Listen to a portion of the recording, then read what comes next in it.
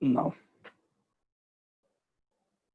now, just now we finish these three things: ancient, with respect to ancient history, prehistoric period, our Indus Valley civilization, and our Rigvedic period. Okay. Now, our topic of discussion is Mahajanpadas. Now, yesterday only I told you कि there is a regular question in examinations कि where do we find the first reference of mahajanapadas, है ना. आपल्याला महाजनपद यांचा पहिला reference हा कोणत्या पुस्तकामध्ये सापडतो, हा एक रेग्युलर क्वेश्चन असतो. हा क्वेश्चन सेंट्रल गव्हर्नमेंटच्या ऑलमोस्ट सगळ्याच परीक्षांमध्ये असतो ज्या ठिकाणी हिस्ट्री सब्जेक्ट आहे. हा प्रश्न UPSC ला वारंवार आलेला आहे आणि हा प्रश्न स्टेटच्या एक्झाम्स मध्ये सुद्धा अलीकडच्या काळात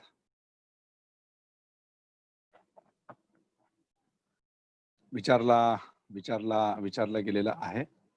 आणि या महाजनपदांच्या संदर्भात म्हणजे हा प्रश्न आणि इतरही प्रश्न जे आहेत महाजनपद नाही तर त्या आशयाचे पण प्रश्न विचारले गेलेले आहेत. So that's why Mahajanapada is a important topic. Now what is if you see the meaning of Mahajanpadas, then what is the meaning of Mahajanpad? So it itself narrate that it is maha म्हणजे काय, मोठे, है ना. महा म्हणजे मोठे. जन म्हणजे काय, जन म्हणजे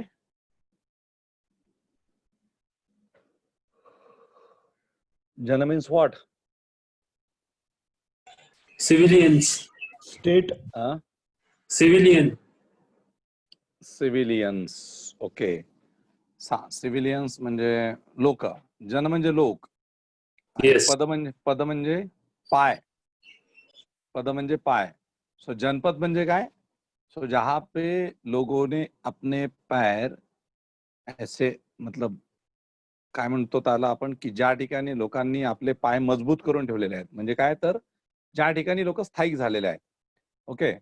people got settled down at one particular periphery, that is called as जनपद.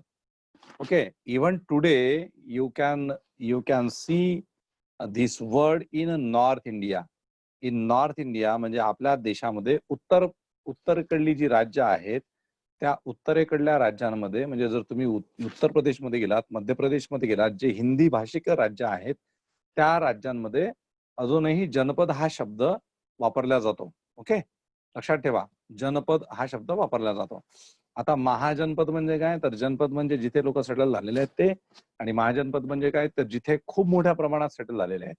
म्हणजे आता जो महानगरांचा जो कन्सेप्ट आहे ना, आता सध्या आपण म्हणतो की महानगर, तर त्यावेळेस सुद्धा अशा पद्धतीची जी मोठी मोठी महानगर होती त्या महानगरांना महाजनपद म्हटलं गेलं. आणि ही महाजनपद म्हणजे nothing but states. So there was a reference of 16 Mahajanpadas first time. There was reference of 16 Mahajanpadas first time in a Buddhist text which is called as Anguttar Nikaya. Anguttar निकायामध्ये जे बौद्ध साहित्यातील एक महत्वाचा जो ग्रंथ आहे अंगुत्तर निकाय, तर त्या अंगुत्तर निकायामध्ये ह्या महाजनपदांच्या 16 महाजनपदांची एक ऑथेंटिक सूची दिल्या जाते, एक लिस्ट दिल्या जाते. आणि याच्याबद्दल नेहमी प्रश्न असतो. ओके. आता याच्या व्यतिरिक्त जैन धर्माचं किंवा जैन तत्वज्ञानाचं एक दुसरं पुस्तक आहे ज्याचं नाव आहे भगवती सूत्र. ठीक आहे, भगवती सूत्र हा सुद्धा प्रश्न असतो. याच्यामध्ये सुद्धा महाजनपद 16 महाजनपदांची एक लिस्ट दिलेली आहे. परंतु ही जी लिस्ट आहे ही लिस्ट आणि अंगुत्तर निकायामधली लिस्ट याच्यामध्ये थोडासा फरक आहे. हा जर तुम्हाला प्रश्न विचारला दोघांच्या कंपॅरेटिव्ह याच्यामध्ये, ठीक आहे, तर मी तुम्हाला 100% सांगतो की अनेक विद्यार्थ्यांना याचा आन्सर माहिती नसतं. कारण काय की रट्टा मारलेलं असतं की अंगुत्तर निकायामध्ये 16 महाजनपद आहेत. कोणी जर ते त्यातल्या त्यात जर कोणी जर व्यवस्थित नॉलेजेबल माणसाने सांगितलं तर तेवढं तरी माहिती होऊ शकतं. अदरवाईज काही असे पुस्तक आहेत की ज्याच्यामध्ये ही फॅक्च्युअल गोष्ट दिलेली असते. ठीक आहे.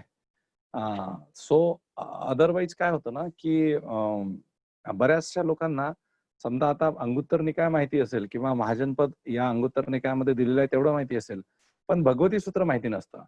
अच्छा, भगवती सूत्र जरी माहिती असलं तरी अंगुत्तर निकायाच्या लिस्टमध्ये आणि भगवती सूत्राच्या लिस्टमध्ये काय डिफरन्स आहे ते माहिती नसतं. आणि जर तुम्ही या दोघांचा विचार जर केला आणि या दोघांना मिळून एक क्लब जर क्वेश्चन आणला तुम्ही, म्हणजे जर एखाद्या पेपर सेट करणाऱ्या व्यक्तीने जर तो विचारला की which of the following statements with respect to the 16 mahajanapadas during 6th century BCE is are true.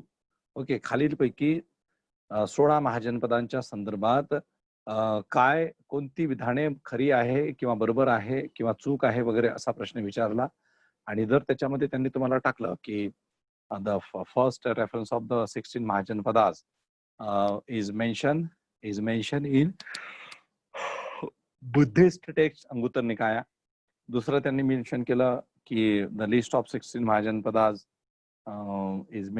Is also mention in Bhagavati Sutra of Jain literature. ठीक आहे. तिसरं त्यांनी विचारलं की महाजनपदास ऑफ द अंगुत्तर निकाय talks about the north India only. आणि चौथं जर विचारलं तर महाजनपदास ऑफ द भगवती सूत्रा talks about both the northern and the southern Indian mahajanapadas. असे जर 4 आस्पेक्ट तुम्हाला विचारले तर हा प्रश्न कसा की हा प्रश्न एक्झॉस्टिव्ह होऊन जातो. हा प्रश्न एक्झॉस्टिव्ह होतो आणि मग त्याचं उत्तर माहिती असण्यासाठी आपल्याला त्याची ती पेरिफेरी माहिती पाहिजे. म्हणजे तुम्हाला नुसताच ते महाजनपदांचं लिस्ट त्याच्यामध्ये आहे एवढं माहिती असून चालत नाही. तर what is the difference, that is also important. समजलं. मग हे असे जे आहेत ना, like these kind of questions nowadays they are asking so many of these kind of questions, and that's why the examination is becoming difficult. Okay, that's why examination is becoming difficult. So these things also we shall discuss in our next continuous lectures. Okay, ज्यावेळेस आपण ह्या सगळ्या गोष्टी घेऊ. आता महाजनपदांमध्ये एवढं लक्षात घ्यावा की ही 16 महाजनपद होती. त्या 16 महाजनपदांमध्ये काही रिपब्लिक्स होती आणि त्याच रिपब्लिक्सला असोसिएटेड होते महावीर आणि बुद्ध. ओके, महावीर आणि बुद्ध. तर आता रिपब्लिक फॉर्म ऑफ गव्हर्नमेंट आणि मोनार्कियल फॉर्म ऑफ गव्हर्नमेंट हा एक त्यावेळेसचा एक प्रकार होता. त्याच्यामध्ये पण डिफरन्स होता. There was a difference with respect to republican form of government and there was a difference with respect to monarchial form of government. मोनार्कीचा अर्थ आपण मराठीमध्ये आपण मोनार्कीला म्हणतो राजेशाही पद्धती आहे ना, राजेशाही पद्धती. आणि रिपब्लिकची जी सिस्टीम होती तर ती सुद्धा राजेशाहीच होती, परंतु त्याच्यामध्ये फॉर्म वेगळा होता, स्वरूप थोडंसं वेगळं होतं. रिपब्लिक फॉर्म, ओके, गणराज्य पद्धती आणि राजेशाही पद्धती. ओके, तिथे सुद्धा राजा असायचा, इथे सुद्धा राजा असायचा, परंतु थोडासा फॉर्म वेगळा होता. ते काय वेगळेपणा होता ते आपण हे करूया. ओके, डिस्कस करू नंतर. महाजनपदांमध्ये परत तुम्हाला वेगवेगळे जे महाजनपद आहेत 16 महाजनपद, या 16 पदांच्या बद्दल थोडी थोडी माहिती पाहिजे. जसं आता which was the most importantly emerged Mahajanapada. या सगळ्या महाजनपदांमध्ये सगळ्यात महत्वाचं महाजनपद कुठलं होतं? Magadh. Yes, Magad. Okay. Where is Magad located at present? Bihar. Okay, Bihar में है. और बिहार में कौन सी राजधानी थी मगध की? Pataliputra. Patliputra. Presently it is known as Patna. Okay, presently it is known as Patna. So the remains of Patliputra that are near Patna city. Okay. अच्छा, मगध का जो साम्राज्य है, ओके, यहाँ मगध की डायनेस्टीज पूछी जाती है. Which are the important dynasties. Dynasties म्हणजे काय म्हणतो त्याला आपण? डायनेस्टीज म्हणजे घराणा म्हणतो. आणखी स्पेसिफिक म्हणतो त्याला, स्पेसिफिक शब्द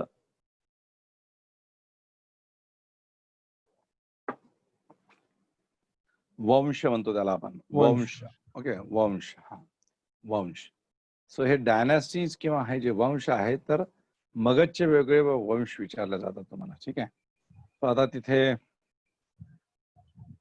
बुद्धांचे कंटेम्पररी, ठीक आहे, बुद्धांचे समकालीन राजे मगधचे जे होते त्यांच्याबद्दल विचारलं जातं कधी कधी. ती जी सॉरी, डायनेस्टीची जी लिस्ट आहे, डायनेस्टीची लिस्ट, त्याच्यामध्ये पहिलं डायनेस्टी कुठली, सेकंड कुठली, थर्ड कुठली, फोर्थ कुठली, फिफ्थ कुठली, हा एक सिक्वेन्स बेस्ड क्वेश्चन बरेचदा असतो. त्याच्यानंतर contemporary of the Buddha. Buddha is a very important personality of the ancient history. Okay, you will definitely get 1 or 2 questions related to Buddha. Okay, म्हणजे बुद्ध हा हे व्यक्तिमत्व संपूर्ण कॉम्पिटिटिव्ह एक्झामिनेशन मध्ये खूप महत्वाचे व्यक्तिमत्व आहे आणि त्यांच्याबद्दल प्रश्न हे तुमच्या प्राचीन भारताच्या इतिहासामध्ये असतात. मग त्यांचे जे संबंध होते तत्कालीन महाजनपदांसोबतचे त्या पर्टिक्युलर पेरिफेरी मधले, त्याच्याबद्दल क्वेश्चन्स येतात. ठीक आहे. त्याच्यानंतर मग तुम्हाला या मगधचे जे लोक होते, म्हणजे जसं आता बिंबिसार होते. ओके, राजा बिंबिसार. ठीक आहे, राजा बिंबिसार, त्याच्यानंतर मग राजा अजातशत्रू. ठीक आहे, आणि त्याच्यानंतर मग आणखी वेगळ्या डायनेस्टीचे लोक. ठीक आहे, मग इन्क्लुडिंग पुढे तुम्ही गेलात तर बुद्धांचा कालखंड संपतो आणि त्याच्यानंतर मग बरेचसे वेगवेगळे कालखंड येतात वेगवेगळ्या लोकांचे. सो त्याच्यानंतर काला अशोक आहे, त्याच्यानंतर मग तुमचे प्रियदर हे आहे आपला काय ना त्याचा चंद्रगुप्त मौर्याच्या नंतर मग बिंदुसारा आहे, बिंदुसारा. ठीक आहे, बिंदुसाराच्या नंतर मग अशोक आहे. ओके, तर हे सगळेच्या सगळे मगध. मग अशोकाच्या नंतर मग त्याचे सक्सेसर्स आहेत, त्याच्या सक्सेसर नंतर आणखी दुसरे लोक आहेत, दुसऱ्या डायनेस्टीज येतात. ठीक आहे, ही जी डायनेस्टी जी आहे ना, याच्याबद्दल क्वेश्चन्स असतात. ठीक आहे, बरेचदा क्वेश्चन येतो की बुद्धांचे समकालीन जे होते तर ते कोणत्या डायनेस्टीचे होते. ठीक आहे, म्हणजे मगधमध्ये जे बुद्धांचे समकालीन होते ते कोणत्या डायनेस्टीचे होते, हा प्रश्न येऊ शकतो, आलेला पण आहे. बुद्धांचे जे रिलेशन्स होते त्याच्याबद्दल पण क्वेश्चन्स आहेत. म्हणजे बुद्धांचे फॉलोअर्स कोण कोण होते त्यावेळेसच्या समकालीन पिरियडमध्ये. जसं आता प्रसेनजित होते. ओके, इकडे अजातशत्रू आणि बिंबिसार दोघेही होते. ठीक आहे, त्याच्यानंतर आणखी वेगवेगळ्या ठिकाणचे लोक होते. त्याच्याबद्दल तर एक बरेचदा क्वेश्चन आलेला आहे, म्हणजे तो रिपीटेड झाला. इनफॅक्ट तो युपीएससी मध्ये तो प्रश्न, जसं Buddha's relations with the Magadh, with the म्हणजे Prasenjit, with the Avanti, okay, with the Gandhar Naresh, so like that was a question in UPSC examination. It got repeated as it is in the UPSC examination. Specifically UPSC मध्ये repetition हा प्रकार नसतो, असलाही तरी फार क्वचित repetitions वगैरे होत असतात, परंतु हा क्वेश्चन सतत 2 वर्ष रिपीट झालेला होता. ठीक आहे, सो त्याच्यामुळे तुम्ही लक्षात घ्या की अगदी काही काही क्वेश्चन्स खूप साधे असतात, सोपे पण असतात, परंतु मग आपल्याला त्याचं नॉलेज पाहिजे व्यवस्थित, आणि ते नॉलेज परिपूर्ण असेल तरच तुम्ही त्या क्वेश्चनला व्यवस्थित डील करू शकता. ठीक आहे, so with respect to mahajanapadas I will discuss with you other so many things. बघा, आता महाजनपदास मध्ये मी एवढं सगळं सांगितलं की जसं 16 mahajanapadas, location of 16 Mahajanpadas, somehow history with respect to 16 Mahajanpadas. So like we are taking example of Magad. So different dynasties as Magad, relation of the Buddha with the kings of the Magad. Okay, development of the Magad, that is also important part. And afterwards you need to focus on this particular part, ki how Magad emerged among the Mahajanpadas, how Magad emerged as the most important territory or as the most important kingdom. ठीक आहे, आणि जे मगध त्या 16 महाजनपदांच्या मधलं फक्त एक महाजनपद होतं, त्या मगधच्या महाजनपदांनी सर्वांगीण विकास स्वतःचा कसा पद्धतीने केला. Okay, so that is again very important thing. So तुम्हाला माहिती असेल की मगधचा जो विकास झाला, ओके, तो कसा हे झाला, म्हणजे मगधचा विकास, सर्वांगीण विकास हा कोणाच्या कालखंडामध्ये दिसतो तुम्हाला? Chandragupta Maurya. Okay, Chandragupta Maurya. And okay, what happened during the period of Chandragupta Maurya? Chanakya. There was a tussle between Chanakya and Nanda dynasty, Dhananand. And Chandragupta Maurya was being trained under his guidance. Later on, he united the entire Janapadas against the Greek. Okay, and he founded his own empire. Yes, sir. No? Yes, sir. Okay. So आता basically याच्यामध्ये असं आहे चंद्रगुप्त मौर्याच्या संदर्भात की now this is a story related to the relations between Chandragupta Maurya and the Chanakya. Okay, and then Chanakya was like Chanakya trained Chandragupta Maurya, and then Chanakya wanted to take a revenge on Nanda dynasty, right? Even in that particular serial, which was recently concluded on one television channel. So this story is narrated over there. Okay, आता तो historical point of view नी सुद्धा असं सांगितलं जातं की Chandragupta Maurya was raised by Chanakya, and then Chandragupta Maurya was responsible for the downfall of Nandas. Okay, Nanda dynasty. आता त्याचे how that downfall took place, how that dynasty declined. So there are other reasons also. Okay, so we shall discuss about that. आता याच्यामध्ये हे लक्षात घ्या की आपल्याला या महाजनपदामध्ये जे मगधचे जे महाजनपद आहे तर त्याची म्हणजे त्याच्या याची जी सुरुवात आहे इंटिग्रेशन म्हणजे त्याच्या प्रमोशनची सुरुवात ही चंद्रगुप्त मौर्यापासूनच सुरू झाली समजा.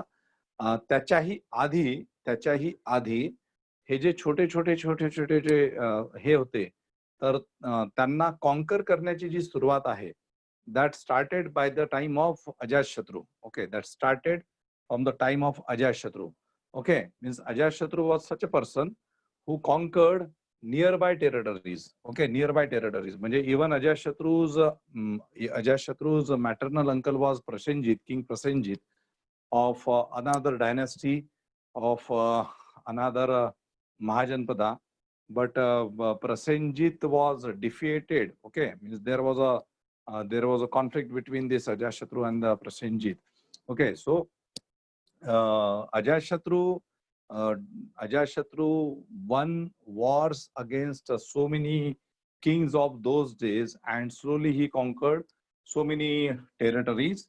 Okay, and then there is a development of Magad. Okay, and by the time of Chandragupta Maurya, you can see that there was a conflict between the Greeks. म्हणजे ग्रीकचं इन्व्हेजन वगैरे वगैरे ह्या सगळ्या गोष्टी आहेत त्याच्यामध्ये. आणि त्याच वेळेस म्हणजे चंद्रगुप्त मौर्य राजा बनायचाच होता तर त्यावेळेस तुम्हाला माहिती असेल की अलेक्झांडरचं इन्व्हेजन झालं होतं भारतावरती. अलेक्झांडर द ग्रेट है ना, अलेक्झांडरचं इन्व्हेजन झालं होतं माहिती आहे तुम्हाला. सिकंदर म्हणतो आपण, जो जिताबाई सिकंदर, मुकद्दर का सिकंदर वगैरे अशा काही काही आहेत आपल्या इकडे. So during the time of Nandas, there was an invasion of Alexander, and that particular invasion was largely responsible for dilapidated position of Nandas. ठीक आहे, म्हणजे नंदांची जी एक ज्याला आपण म्हणू शकतो की अवस्था खिळखिळी होण्यासाठी जे कारण होतं तर ते होतं त्या अलेक्झांडरचं इन्व्हेजन. ठीक आहे, आणि मग याच बॅकग्राऊंड मध्ये फायदा घेऊन नंतर चंद्रगुप्त मौर्य राजा झाला. आणि मग चंद्रगुप्त मौर्य राजा झाल्यानंतर मगध साम्राज्याचा विस्तार होण्यामध्ये एक महत्वपूर्ण घटना घडली होती. Okay, that was conflict between Chandragupta Maurya and the Seleucus Nicator. माहिती आहे का तुम्हाला सेल्युकस निकेटर कोण आहे? Yes, sir. हा, who was Seleucus Nicator? He was a Greek ambassador. ठीक है. He was basically governor of the territories which were established by, which were conquered by Alexander. Okay, so he was caretaker of the territories which were conquered by Alexander. अलेक्झांडरनी ज्या territories conquered केलेल्या होत्या, ठीक आहे, तर त्याचा तो caretaker होता, त्याचा तो गव्हर्नर होता.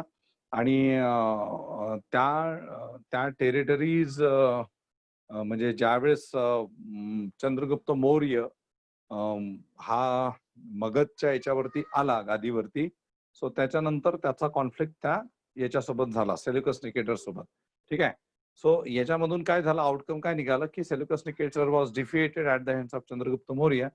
And then there was a treaty between these two persons, and then so many part of that today's Afghanistan, Pakistan, okay, up to the Greek, it was handed over to Chandragupta Maurya by the Seleucus Nicator in one treaty, and then in that treaty also there was these 4 important parts, geographical parts were given to Chandragupta Maurya by Seleucus Nicator, and most importantly there was one person who was sent by Seleucus Nicator to the court of Chandragupta Maurya.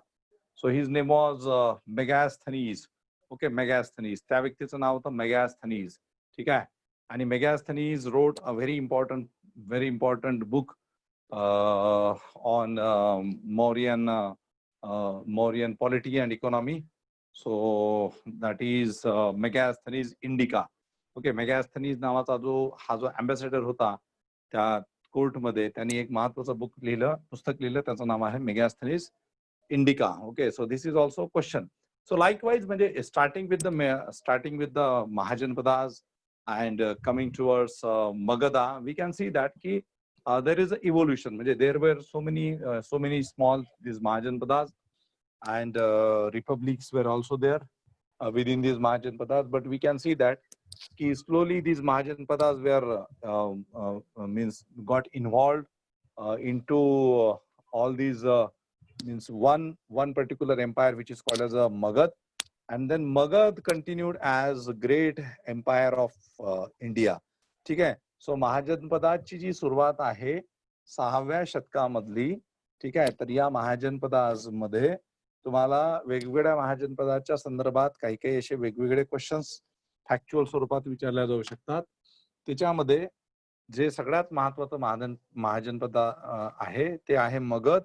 Magadh हे emerge होत गेलं, मगधचा विस्तार होत गेला, विकास होत गेला. त्याच्यासाठी अजातशत्रूपासूनची लोक कारणीभूत आहे. आणि नंतर तुम्हाला दिसतं की हे जे महाजनपद जे आहे हे महाजनपद नंतरच्या याच्यामध्ये कालखंडामध्ये या महाजनपदाचा विकास जो आहे तर तो मौर्यांच्या काळामध्ये झाला. जसं चंद्रगुप्त मौर्य एक महत्वाचा आहे. चंद्रगुप्त मौर्याच्या नंतर मग त्याचा जो मुलगा होता बिंदुसार, आणि मग बिंदुसाराच्या नंतर चंद्रगुप्त मौर्याचा जो नातू होता सम्राट अशोक. ठीक आहे. सो हा जो कालखंड आहे 6th century BC till 3rd century BCE, that is important with respect to this development. Okay, तो स्ट्रेट फॉरवर्डली आपण काय बघितलं आता की straight forwardly we have seen that की not only that one means 6th century BC, but we started with the 6th century BC, and entire period from 6th century BC to 300 BC, that is important. Okay, so 6व्या शतकापासून तर 3ऱ्या शतकापर्यंतचा जो एक पूर्ण हे जो आहे तो सगळ्याच्या सगळा तो इम्पॉर्टंट आहे अभ्यासाच्या दृष्टिकोनातून. आणि याच्यावरती बरेचसे जे क्वेश्चन्स आहेत तर ते तुम्हाला विचारल्या जातात एक्झाम्स मध्ये. ठीक आहे. आता याच कालखंडामध्ये आता नंतर आपण मौर्यांबद्दल आपण परत बघू. मी जसं तुम्हाला सांगितलं की 6वं शतक जे आहे 6th century BC, या पिरियड मध्ये तुम्हाला बुद्ध आणि महावीर हे 2 व्यक्तिमत्व दिसतात. बुद्ध आणि महावीर हे एक्झामच्या दृष्टिकोनातून महत्वाचे आहेत. बुद्ध हे त्यातल्या त्यात खूप महत्वाचे आहेत, त्यांच्याबद्दल क्वेश्चन्स असतात दरवर्षी. ठीक आहे. आणि मग याच्यामध्ये फिलॉसॉफिकल क्वेश्चन्स येतात, जसं बुद्धिझमची philosophy. What is a philosophy of Buddhism, what is a philosophy of Jainism. ठीक आहे. Now Buddhism and Jainism as a philosophical stream against what? Okay, with respect to competitive examination, you need to understand the things ki both the philosophical streams propounded one very important philosophy which is called as the philosophy of truth and non-violence and truth. Okay, सत्य आणि अहिंसा माहिती असेल ना तुम्हाला. सत्य आणि अहिंसा हे प्रीडॉमिनंटली सत्य आणि अहिंसा हे प्रीडॉमिनंट तत्व होतं बुद्धिझम आणि जैनिझमचं. त्याच्यामध्ये आता सत्य ट्रूथ आणि नॉन व्हायलन्स. आता ह्या नॉन व्हायलन्स आणि याच्यामध्ये थोडंसं डिफरन्सिएशन येतं की the non violence philosophy of the Buddhism and the non violence philosophy of the Jainism. So different approaches आहेत त्याच्यामध्ये किंवा डिफरंट आस्पेक्ट्स आहेत थोडेसे. कन्सेप्च्युअली थोडंसं वेगळं आहे दोन्ही याच्यामधलं. ठीक आहे.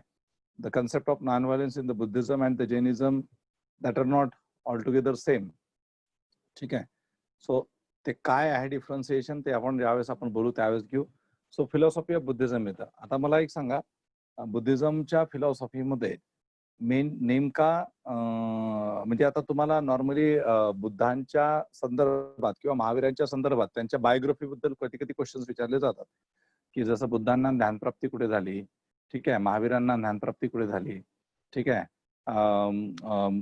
बुद्धांनी कुठला मार्ग सांगितला, okay, which philosophy propounded bye Buddha, which philosophy propounded bye Mahavira, okay. त्याच्यानंतर 34 म्हणजे 24 तीर्थांकरास ऑफ द जैनिझम, त्याच्याबद्दल पहिले कोण होते, दुसरे कोण होते, 23वे कोण होते, 24वे कोण होते, त्याच्याबद्दल पण विचारतात. सगळेच तीर्थांकरांची लिस्ट नाही आहेत. Okay.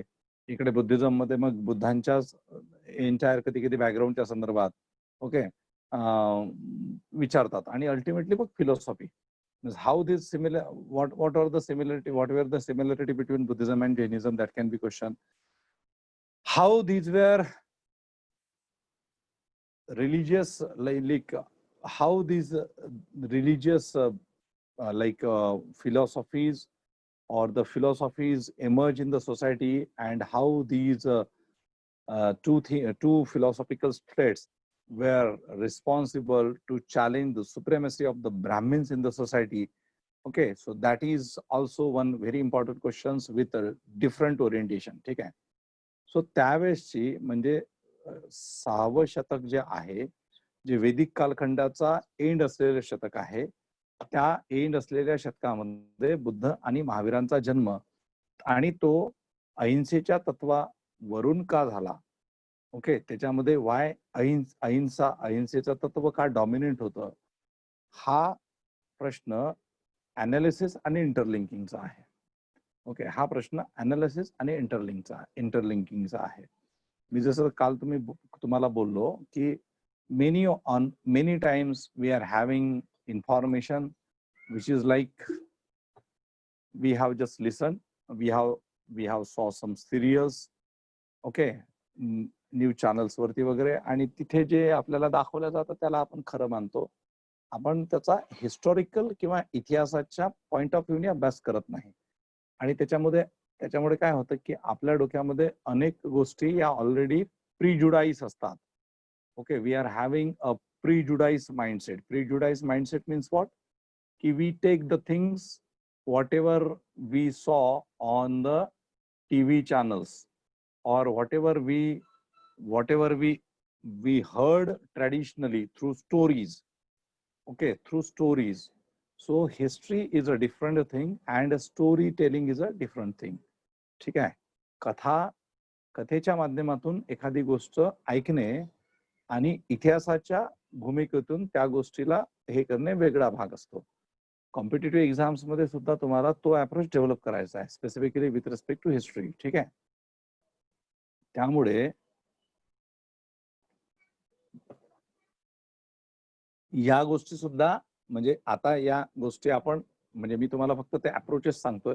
I am not going into detail. That's why की why predominantly non-violence was a concept or non-violence philosophy adopted by Buddha and Mahavira. What was the background? Why they adopted these particular philosophy? है ना, काय त्यांनी predominantly adopt केली, सांगता येईल का कोणाला याचा answer? Can anybody give answer to this question की why Buddha and Mahavira adopted the philosophy of non-violence?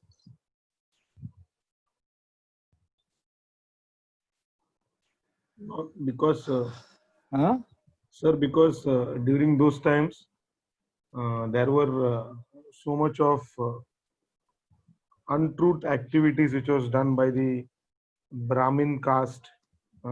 They tried people Brahmin was not a caste during that time, it was a Varna.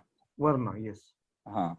So people they tried to carry out practices and rituals, and people did not understand that language, that the religion of Hinduism. It was becoming dominant by these Brahmins.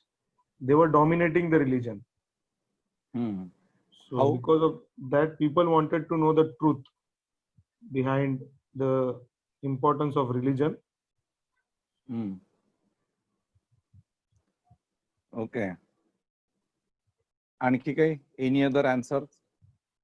The domination is the thing, and even the word you are using, that is also not historically correct. Okay. Sir, म्हणजे हा. during that time that was age of conflict between nations and kings. So Buddha wanted to promote ahimsa, means non-violence. Okay. अच्छा. It was a Age of conflict. age of conflict. Wars वगैरे म्हणतो का तू? Yes. बरं, ठीक आहे. आणखी? और कौन है अपने पास?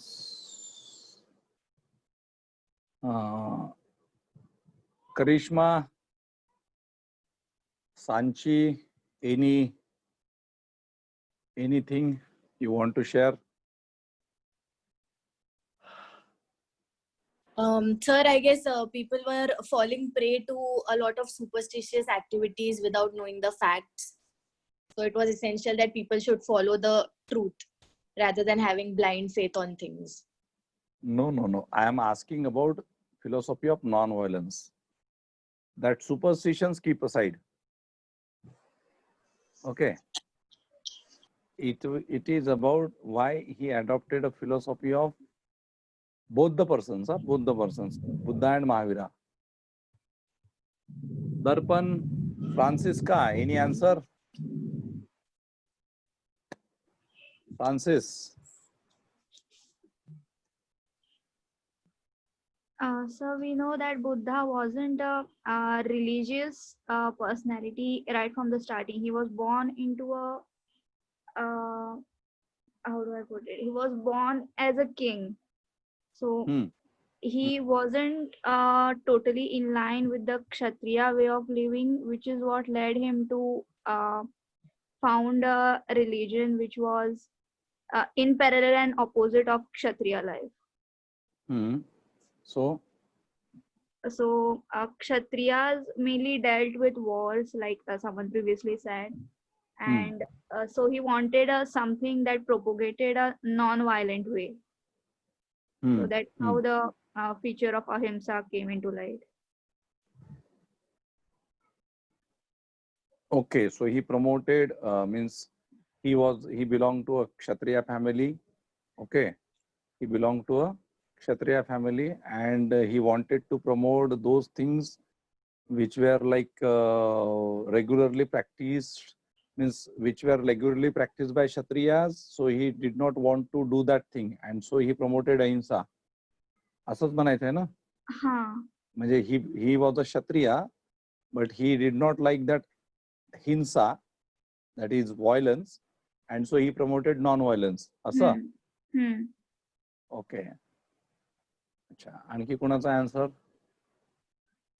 पूजा, समिधा, कृपाली, धनश्री, मंगिता, प्रमिता बोल.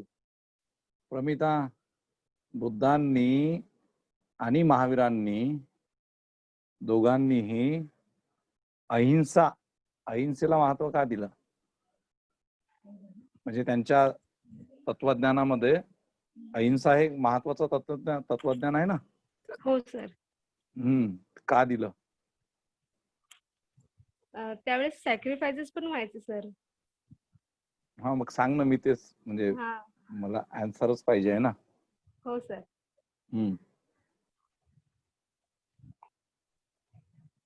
हा, सांग ना. आन्सर सांग ना मला. हॅलो. हा, बोलत जा. हा सर, तेव्हा सॅक्रिफायसेस पण सुद्धा व्हायचे. हा, मग त्यामुळे सॅक्रिफायसेस मुळे कशा प्रकारचे सॅक्रिफायसेस व्हायचे? Animal sacrifices. ओके. हा, so mainly so this is a very important point which he mentioned. See, during this time of Buddha and Mahavira, there was just the emergence of Mahajanpadas. Okay, and there were warfares. Warfare started in the later Vedic period. Okay, and in the later Vedic period, there was the emergence of the Mahajanpadas. Okay, so during that time, there were warfares between means one territory or one state with the other state.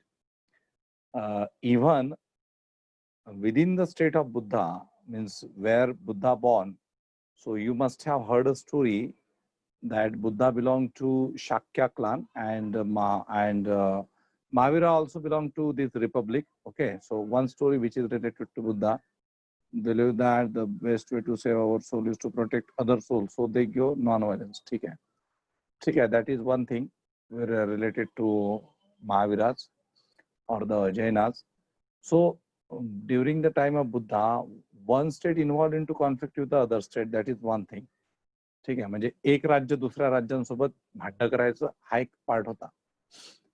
म्हणून सुद्धा non व्हायलन्सची theory आली की हिंसा करू नये, अहिंसाच्या मार्गाने गेलं पाहिजे. Okay, this is one thing. The most important things with respect to both Buddha and Mahavira was there was a dominance of Brahmanical sacrifices during that time. Okay, Brahmanical sacrifices means during that time there were so many sacrifices which were into existence. Like जसं एखाद्या व्यक्तीला, एखाद्या राजाला खूप मोठं बनायचं असेल तर त्यावेळेस त्या राजाला तो ब्राह्मण पुरोहित सांगायचा की आपल्याला हा यज्ञ करावा लागेल. सॅक्रिफायसेस म्हणजे काय, तर आपण सॅक्रिफायसेस म्हणजे आपण त्याग करणे वगैरे या अर्थाने नका घेऊ इथे. सॅक्रिफाईस म्हणजे काय, तर यज्ञ करणे, यज्ञ संस्कृती. ओके, यज्ञ संस्कृती. So there was a king and there was a Brahmin priest. So Brahmin priest suggesting king performance of the sacrifices, and in these sacrifices there was a violence of the cows. There was a आता इथे sacrifices म्हणजे यज्ञ, आणि दुसरा sacrificeचा अर्थ होतो की sacrifices of thousands of the cattle wealth. म्हणजे जी त्यावेळेस ऍग्रिकल्चर प्रॅक्टिस करायचे आपल्या इथले जे लोक होते प्राचीन भारतातले, आणि मग खूप मोठ्या प्रमाणात काऊज आणि जे काही कॅटल वेल्थ होतं ते बळी दिला जायचं. बळी म्हणजे त्याचं सॅक्रिफाईस केलं जायचं. ठीक आहे, आणि मग असे भरपूर सॅक्रिफायसेसचे आपल्याला उदाहरणं आहे. जसं वाजपेयी. ओके, वाजपेयी आपले अटल बिहारी वाजपेयी पण होते ना, आडनाव आहे ना. तर हे वाजपेयी हे कुठून आलं माहिती आहे का तुम्हाला? Vajpayee is a name of one of the sacrifices. Vajpayee is a name of one of the sacrifices. हा एका यज्ञाचा प्रकार होता. ठीक आहे, ज्याच्यामध्ये बळी दिला जायचा पशूंचा. ठीक आहे, त्याच्यानंतर अश्वमेध. यस, अश्वमेध सॅक्रिफाईस. सो अश्वमेध 365 दिवस घोडा फिरवला जायचा कॉन्केस्टच्या दृष्टिकोनातून, कॉन्कर्ड करायला, आणि मग त्या घोड्याचं फिरणं झाल्यावरती त्याची बळी दिला जायची, आणि मग त्यावेळेस जो सॅक्रिफाईस केला जायचा, यज्ञ केला जायचा, त्याच्यामध्ये सुद्धा असंख्य पशूंची बळी दिला जायची. म्हणजे दोन गोष्टी होत्या की एकतर वॉरफेअर होतं, आणि मग ते वॉरफेअर जिंकण्यासाठी किंवा वेगवेगळ्या उद्दिष्टांसाठी, मटेरियलिस्टिक गेनसाठी अनेक जे सॅक्रिफायसेस होते, हे सॅक्रिफायसेस साधेसुधे नव्हते. या सॅक्रिफायसेस मध्ये पशूंचा बळी दिला जायचा, आणि तो या लोकांना नको होता. आणि मग त्याच्यामुळे अल्टिमेटली जो लॉस व्हायचा तो जे दोन वर्ण होते, एक होता वैश्य आणि दुसरा होता शूद्र. शूद्र वर्णातले जे शेतकरी होते, म्हणजे शेती करणारे लोक, हे शूद्र वर्णातले होते. यांचा मेजर लॉस व्हायचा, आणि मग हे एक प्रकारे इम्पोज झालेला होता. म्हणजे people means this were like impositions from the Brahmanical priest or the Brahmins on the society. Okay, so Kshatriyas were listen to them and then Vaishyas. Okay, and म्हणून मग काय झालं की खूप मोठ्या प्रमाणात ज्यावेळेस हे वाढल्या सगळ्या गोष्टी, ज्या इरिलेव्हंट होत्या, ज्या which were not for the benefit of the society. So that time there was a emergence of Buddha and Mahavira, and you can see that afterwards the philosophy of the non-violence and the philosophy of the truth आता truth पण काय आहे तर हे असत्याचाच खूप मोठ्या प्रमाणात हे झालेला होता. ओके, म्हणजे सत्यवादी समाज व्यवस्था राहिलेली नव्हती किंवा या पद्धतीने असत्य सांगून लोकांना हे करण्याचं काम केलं जायचं. And that's why we can see there was an emergence of these philosophical traits, that is, or these principles that is called as the non-violence and the truth. ठीक आहे. सो आता म्हणजे नुसताच आपल्याला फक्त हे ठीक आहे की बाबा हे एवढ्या पुरता की हे, पण हे कसं आलं, कुठल्या बॅकग्राऊंड मध्ये, अलीकडच्या काळामध्ये जे प्रश्नांची डिफिकल्टी लेवल वाढते त्याच्यामध्ये हे अनालिसिस सुद्धा तुम्हाला तेवढंच जाणून घेणं महत्वाचं आहे. आणि म्हणून मग तुम्हाला या गोष्टी ज्या आहेत, आता जसं आपण शिकू पुढच्या टप्प्यांमध्ये, तर त्यावेळेस आपण या सगळ्या गोष्टींची चर्चा करू डिटेलमध्ये. Okay, so this is one aspect which I am telling you with respect to the Buddhism and the Jainism. Likewise, there are so many aspects with respect to the Buddhism and Jainism, like Tri Ratna here, Ratnotraya there. Okay, Tri Ratna and Ratnotraya. ठीक आहे. Tri Ratna आणि Ratnotraya. Tri Ratna is a word which is related to Buddhism. Ratnotraya is a word which is related to Jainism. ठीक आहे. त्याच्यानंतर मग इकडे Four Noble Truths, then Ariyo Tangiko Maggo. Okay, ज्याला आर्य अष्टांगिक मार्ग म्हणतात, आणि नंतर मग 10 precepts, 10 Paramita. So this is basically a philosophical philosophy of Buddhism which revolves around these particular things: Four Noble Truths, 8 Ariyo Tangiko Maggo, that is अष्टांगिक मार्ग, आणि मग 10 पारमिता किंवा 10 पारमिताच. त्याच्यानंतर मग बुद्धिझम मध्ये परत Hinayana Buddhism, Mahayana Buddhism, then followers of the Buddha, and contribution of the Ashoka in the promotion of the Buddhism, contribution of the Menander, that is ज्याला आपण म्हणतो की Milind. Okay, then Kanishka. Okay, Kanishka, and then Guptas, certain Gupta kings of the 3rd century BC, 3rd century AD till 6th century AD, Harshavardhana, and then up to the Palas. Okay, up to the 12th century AD. So right from the Buddha till the promotion of Buddhism in different parts of the world and in different parts of India, and so many Buddhist emperors, kings, okay, those who contributed in the promotion of the Buddhism. So up to the 12th century AD, art and architecture which is related to the Buddhism, that is stupas, viharas, chaityas. Okay, so that is very important. Related to Jainism, the kings who were associated with the Jainism, okay, certain caves architecture of Jainism, and certain another this one, like म्हणजे जसं आता आपण जैन टेम्पलच म्हणावं लागेल त्याला. ठीक आहे. So Jain temples किंवा जैन रिलिजियस वर्शिपिंग प्लेसेस, ठीक आहे, ते कुठे कुठे आहेत, जैन केव्स कुठे कुठे आहेत, जैनिझमशी रिलेटेड केव्स, जैनांचं जे लिटरेचर आहे त्याच्या संदर्भातले क्वेश्चन हे. परंतु कसं झालं की if you consider both the religious traits, Jainism and Buddhism, okay, so comparatively Buddhism flourished, okay, in not only in India but in different parts of the world. Okay, entire Southeast Asia it was occupied, but considering the Jainism, okay, the promotion of the Jainism, so it was like very specific. Okay, means it confined to particular areas of India, and also it was confined to specific sections of the society. Specifically, Jainism was more adopted by the Vaishyas, those who were into business, those who were business communities, so they adopted Jainism. ठीक आहे. तर जैनिझमच्या संदर्भात हे लक्षात ठेवा की त्याला राजाश्रय काही प्रमाणात मिळाला आणि फार थोडे राजे होते ते असोसिएटेड होते. जसं Chandragupta Maurya, with respect to Chandragupta Maurya, there is one regular question. During his last days there was a continuous famine in Magad territory, and finally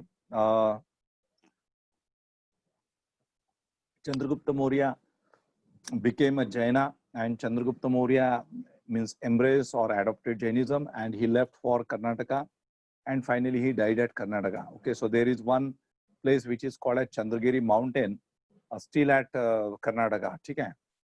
so Chandragupta Maurya आहे, किंवा आणखी मग नंतरच्या काळामध्ये एक राजा होऊन गेला या नॉर्थ ईस्ट साइडला, खारवेला, किंग खारवेला, तर तो ते सुद्धा जैन होते. किंवा इकडे गुजरातमध्ये एक वल्लभी नावाचं एक प्लेस आहे. It is famous for Jainism. Okay, so these kind of things are related to Jainism. त्यांचं जे लिटरेचर आहे त्या लिटरेचर बद्दल सुद्धा क्वेश्चन्स वगैरे विचारले जातात. Okay, so all together if you start with Buddhism and Jainism, then the Buddhism and Jainism, these are not like the development of the 6th century BC. हा फक्त 6व्या शतकातल्या डेव्हलपमेंट नाहीये, तर याचा इम्पॅक्ट हा मोठ्या प्रमाणात आहे. आणि सगळ्यात जास्त इम्पॅक्ट हा बुद्धिझमचा दिसतो 6व्या शतकापासून तर 12व्या शतकापर्यंत. म्हणजे 12th century ED, म्हणजे जवळपास 1800 वर्षाचा जो इतिहास आहे हा स्पेसिफिकली बुद्धिझमच्या इमर्जन्स नंतर त्याच्या इम्पॅक्ट वरती आहे. जैनिझमचा इम्पॅक्ट आपल्याला हा थोड्या प्रमाणात दिसतो. ओके, तरी सुद्धा जैनिझम हे रिलेव्हंट आहे. स्पेसिफिकली भगवान महावीरांच्या संदर्भात क्वेश्चन्स, त्यांच्या आयडिओलॉजी, फिलॉसॉफी बद्दल वगैरे क्वेश्चन्स येतात. आणि Buddhism and Jainism versus Brahmanism, okay, so that is also important with respect to examination. ठीक आहे, specifically with respect to your UPSC mains examination. ठीक आहे, तर हा झाला थोडासा जैनिझम अँड बुद्धिझम बद्दल. आता पुढे जसं मी तुम्हाला सांगितलं की म्हणजे मगधमध्ये Chandragupta Maurya, we just talk about Chandragupta Maurya. If you are going further Chandragupta Maurya, so Chandragupta मौर्याच्या नंतर आपल्याला दिसतो की Bindusara, and after Bindusara there is Ashoka. Okay, Ashoka. So the period of Ashoka is also very important. Now with respect to Ashoka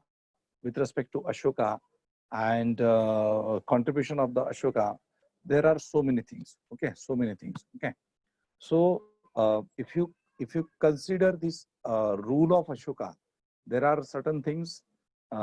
Ashoka before the war of Kalinga and Ashoka after the war of Kalinga, याच्यावरती तुम्हाला थोडंसं येऊ शकतं. म्हणजे Ashoka before Kalinga war, Ashoka after the Kalinga war. Okay, मग आता Will you repeat again? Before the war of Kalinga, Ashoka before the war of Kalinga and Ashoka after the war of Kalinga. Okay, this is one part. Before and after the war of Kalinga. Kalinga war. Kalinga is a place which is located in Odisha, and this is one very important historical event which happened in the life of Ashoka.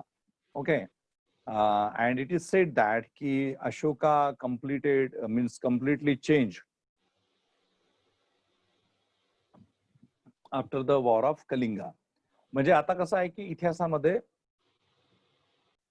Accepted काही गोष्टी असतात, काही गोष्टी conflicting असतात. म्हणजे आता अशोकानी कलिंगच्या आधी अशोक बौद्ध धर्माचा हे करणारा, पालन करणारा होता की त्याच्यानंतरच झाला, याच्यावरती मतेमतांतरे असतात. परंतु त्या युद्धाच्या नंतर अशोकाने जो बुद्धिझमचा प्रचार केला हे मात्र नाकारता येत नाही, किंवा त्यांनी हे जे केलं. सो आता with respect to the contribution of Ashoka in the promotion of the Buddhism and with respect to the contribution of Ashoka in the establishment of the concept of welfare state, so both the things are important. Okay, आणि मग याच point of व्ह्यूनी अशोकावरती questions विचारले जातात. म्हणजे if you are talking about Mauryan, with respect to Mauryan dynasty, Ashoka is the most important personality. Okay, Ashoka is most important personality, and you can find questions related to Ashoka with respect to this particular approach. ठीक आहे, so Ashok, how we come to know about Ashok. Ashok आपल्याला कसे माहिती पडतात, सम्राट अशोक. आणि मग अशोकाची welfare स्टेटची concept, अशोकाची welfare स्टेटची कन्सेप्ट कशी माहिती होते, तर आपल्याला इन्स्क्रिप्शन्स वरून माहिती होते. मग इन्स्क्रिप्शन्स मध्ये मायनर इन्स्क्रिप्शन्स आहेत आणि मेजर इन्स्क्रिप्शन्स आहेत. मोस्टली आपल्याला त्याचे जे इन्स्क्रिप्शन्स आहेत, ज्याला आपण शिलालेख म्हणतो, त्या अशोकांच्या शिलालेखाबद्दल प्रश्न विचारले जातात. ट्रॅडिशनली म्हणजे पारंपरिक पद्धतीने अशोकानी त्याच्या ज्या काही इन्स्क्रिप्शन्स होत्या, त्या इन्स्क्रिप्शन्स मध्ये 4 स्क्रिप्टचा उपयोग केलेला होता. त्याच्यामधली एक जी महत्वाची स्क्रिप्ट समजल्या जाते. Okay, so the one important script is Brahmi script. Okay, Brahmi script. Now again with respect to the word Brahmi, there are certain conflicts why to use word Brahmi, why not to use other word, वगैरह वगैरह. But we need to do away with these conflicts. Okay, if we are preparing for these competitive examinations, so we need to do away with the conflicts. We need to accept those things which are like accepted one. Okay, इतिहासामध्ये असे बऱ्याचशा गोष्टी कमी जास्त प्रमाणात येत असतात, परंतु आपल्याला परीक्षा द्यायची आहे. ठीक आहे, आणि परीक्षेमध्ये आपल्याला ज्या एस्टॅब्लिश फॅक्ट्स आहेत त्याच्यावरती लक्ष द्यावं लागतं आणि त्याच प्रोफेशनली ऍक्सेप्ट करावं लागतात. सो एक ब्राह्मी स्क्रिप्ट होती अशोकाच्या कालखंडामध्ये, एक अरेमाइक स्क्रिप्ट होती, एक ग्रीक स्क्रिप्ट होती आणि एक खारोष्टी स्क्रिप्ट होती. अशा 4 स्क्रिप्ट होत्या आणि अशोकाचे मेजर इन्स्क्रिप्शन्स होते आणि अशोकाचे मायनर पिलर इन्स्क्रिप्शन्स होते. ओके, सो पिलर इन्स्क्रिप्शन्स माहिती येत असेल तुम्हाला, स्तंभालेख ज्याला आपण म्हणतो स्तंभालेख. मग त्याच्यातून आपल्याला अशोक समजतो. त्या सगळ्या इन्स्क्रिप्शन्स मधून आपल्याला अशोकाची माहिती मिळते, अशोकाच्या साम्राज्याची माहिती मिळते, अशोकाच्या पॉलिसीज बद्दल माहिती मिळते. ठीक आहे, आणि मग अशोकाचं कसं कार्य होतं. आता अशोकाचं सगळ्यात महत्वाचं कॉन्ट्रीब्युशन आहे कल्याणकारी राज्याच्या स्थापनेच्या संदर्भात, जे आपल्या भारतीय संविधानाच्या डायरेक्टिव्ह प्रिन्सिपल्स ऑफ स्टेट पॉलिसीमध्ये आहे. आता कल्याणकारी राज्य म्हणजे काय, तर अशोकाची एक पॉलिसी होती, जी पॉलिसी तो त्याच्या शिलालेखावरती अधोरेखित करतो. दॅट इज, तो त्याचे असं मेन्शन केलेलं होतं की all subjects are my children. Okay, all subjects are my children म्हणजे माझी प्रजा ही माझी मुले आहे. लक्षात आलं, माझी प्रजा ही माझी मुले आहे. ते त्यांनी त्याच्या त्या याच्यावरती डिक्लेअर केलेलं होतं त्याच्या पॉलिसीमध्ये. And these are narrated in his inscriptions. Okay, so later on you can see that ki Ashoka stopped these like wars afterwards. Then he put down his sword. He never fought any other war after the war of Kalinga. He maintained his cordial relations, healthy relations, friendly relations with the border states. Okay, and he introduced so many good things for the development of his praja, that is for the development of his subject. मग त्यांनी काय काय केलं, मग त्यांनी कसे कसे त्याच्या ऍडमिनिस्ट्रेशन मध्ये चेंजेस केले, त्याच्या ब्युरोक्रेसीमध्ये कसे चेंजेस केले. धम्म महामत्ता नावाचं एक पद त्यांनी निर्माण केलेलं होतं, Dhamma Mahamatta. Okay, so Dhamma means what. Okay, so Buddhism मधला म्हणजे बुद्धिझम मधला जो बुद्ध धम्म आणि संघ आहे त्याच्यामधला धम्म. सो धम्म म्हणजे कोड ऑफ कंडक्ट, रूल. मग धम्म महामत्ता, महामत्ताचा अर्थ होतो मंत्री. ठीक आहे, मग त्यांनी तो स्पेसिफिकली एक पोस्ट क्रिएट केली की धम्म महामत्ता म्हणजे मंत्री, परंतु जो एथिकल वेनी वागेल आणि जो लोकांचे प्रॉब्लेम सॉल्व्ह करेल आणि जो लोकांपर्यंत पोहोचून त्यांच्या समस्या काय आहेत तर त्या जाणून घेईल आणि त्याच्यावरती सोल्युशन देणार. म्हणजे अशा पद्धतीच्या ज्या काही पोझिशन्स होत्या त्या त्यांनी त्याच्या ऍडमिनिस्ट्रेशन मध्ये न्यूली क्रिएट केल्या होत्या. So innovative policies of Ashoka. Okay, त्याच्यानंतर मग त्यांनी बुद्धिस्ट काउन्सिल कॉल केलेली होती. In that Buddhist council, after that Buddhist council we can see that की the promotion of Buddhism increase. He sent so many Buddhist monks to different parts of India, and at the same time he sent his son and daughter. Okay, his son and daughter, we can see that his son and daughter both becomes monks, and they traveled down to Sri Lanka, and it was Sanghamitra and Mahindra, or the Mahendra, those who promoted Buddhism in the Sri Lanka. Okay, so the huge contribution of Ashoka with respect to the promotion of Buddhism. So all these things you can get in examinations. Means you need to understand, you need to study all these things in detail. Okay, in detail. And with respect to the examination, म्हणजे general studies point of view नी एक वेगळा approach असतो, specific optional point of view नी वेगळा approach असतो. पण आपल्याला what ever required for general studies, so that is required, that is important. मग आपल्याला या सगळ्या गोष्टींना लक्षात घ्यावं लागेल. आणि मग अशोकाच्या मृत्यूनंतर अशोकाचे जे सक्सेसर्स होते, so they were like weak successors. And you can see that की downfall of Mauryan empire or the downfall of the Ashokas, म्हणजे you can say that Mauryan empire or Ashokan empire after the death of Ashoka. And then there is a emergence of the another dynasties or other period which is called as the post Mauryan period. ठीक आहे, so हिस्ट्रीमध्ये आपण इथपर्यंत थोडंसं आलेलो आहोत. आता आपण पुढचा जो पार्ट आहे that I am starting, that is the post Mauryan period. आणि पोस्ट मौर्यन पासून आपण डायरेक्टली आपलं जे थर्ड सेक्शन असेल ते entire completion of our ancient history. Okay, आपलं जे अप्रोच बेस आहे. ठीक आहे. आणि आजच आपण मेडिवल पण चालू करू. ठीक आहे, आजच आपण मेडिवल पण चालू करू.